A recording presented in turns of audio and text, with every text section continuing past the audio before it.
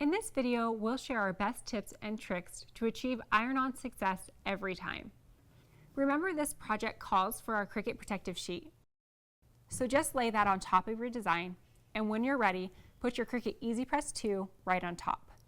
So once your machine is in place, press the Cricut button to start the countdown. This specific project calls for light pressure. One hand on the EasyPress will suffice.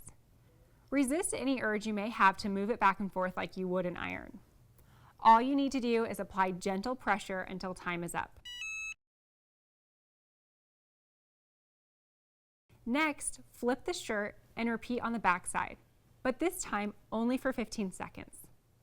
This extra heat on the back will ensure your project will last through even more laundry cycles. Okay, not immediately, but when the film is still warm to the touch, peel the liner to reveal your design. Awesome! Can you believe how easy it is to make a custom shirt? Just think of the project possibilities. And always remember these care tips. Wait at least 24 hours before you wash a completed iron-on project.